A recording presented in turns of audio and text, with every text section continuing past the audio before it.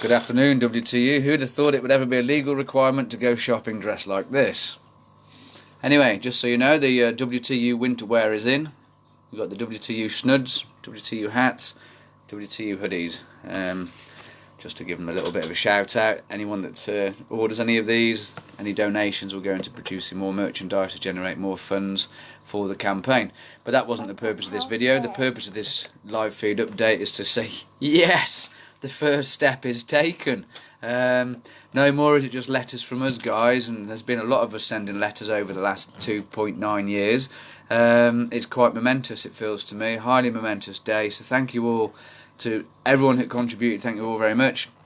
To everyone who supported, shared, everything, you know, it really is a group effort, and only by together with all these small actions can we work together for the greater good.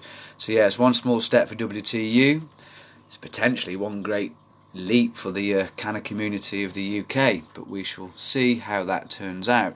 So yes, that's it basically. The WTU case file is with the solicitor and the barrister, and between us all we've now written a well-evidenced letter that has been sent to the Secretary of State, inviting them to reconsider the law based upon the evidence presented, and that also includes the expert witness report from Professor Mike Barnes. Thank you very much, Professor Mike Barnes, if you're watching this. Very much appreciated, especially it was a pro bono report, so that was wonderful of you. We also have the survey results, and also we have the WTU members' testimonials. So to each and every one of you who submitted your testimonial into the effect of cannabis prohibition on your life, thank you from the bottom of my heart. You can still submit your testimonial if you haven't. Just go onto the website, the testimonials page, and you can write your story. I would advise you to write it on a separate document and copy and paste it in, because sometimes the server just gets tired and fed up of waiting, and you can lose what you've written.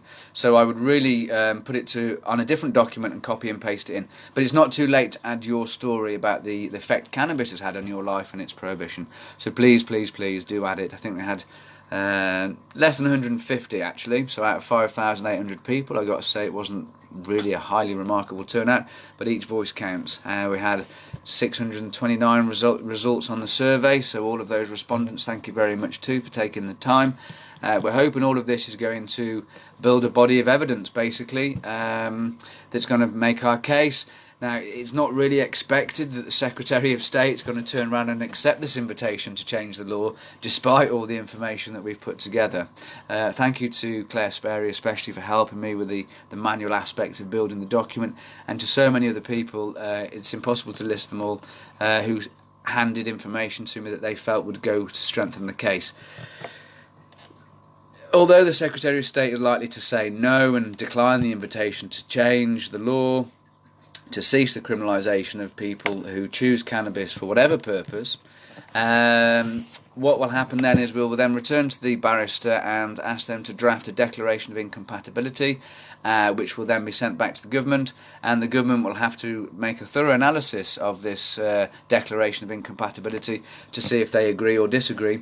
It's doubtful they'll agree. They're more likely to disagree again, going by previous experiences with this government, where reason and truth doesn't really come into it. We'll then have to move to judicial review. We'll have the right by that stage to move to judicial review of the government decision, and that's where we'll have the power really to get the change happen. So this isn't likely to be a fast journey, unfortunately. We were intending to go to the European Court of Justice. Brexit might have pulled the rug under that feat. It's always been kind of known that the government were probably very rarely, doubtful, ever going to allow our rights, basically. But you can't go straight to the European Court of Human Rights. First of all, you have to exhaust all domestic avenues first. And that is basically what WTU have been doing. We've been exhausting all domestic avenues. Once we have the High Court judicial review, if that goes against us, which Robert doesn't think it will, we could then potentially, depending on the legal landscape, move on to the European Court of Human Rights. But we don't know how that will pan out. Robert assures that the High Court is adequate for this hearing for the WTU case. So really, it's a matter of patience now. The Secretary of State will have to respond. Robert hasn't given them a 14-day time limit or anything like that, but he expects them to respond in due course, and we'll have to move forward from there. We may well have to do some fundraising again for the barrister to write up the Declaration of Incompatibility, but I'll update as that goes along as well. So that's great. I mean, it's the eve of Christmas Eve. What a Christmas present this could be. Thank you all. My little heart's dying in the background to say, oh, well done, folks. So, thank you all for your support. It's been a very long and painful journey, not just for me, but for lots of people. We've also lost lots of our members. Sending out lots of love, light and peace to all of you. I hope you all have the best festive season possible, no matter what beliefs you practice. I hope you just enjoy this period as well as you can, regardless of the current climate. We won't go into that discussion at the moment, so I'm just wishing you all well. We will continue pushing this in the new year. I'm going to rest now as it happens, now that we've got this settled in to the Secretary of State. The last thing I need to do really is a press release to try and let the newspapers know what we're trying to do, and then I intend to just have some downtime and some family time. Mind you, they get most of my time happily nowadays. I'm less campaigner and more family man. But have a great Christmas, folks. Have a great New Year. Lots of love to you all. Bob Kennedy says hello, little one. You met Bob? Yeah.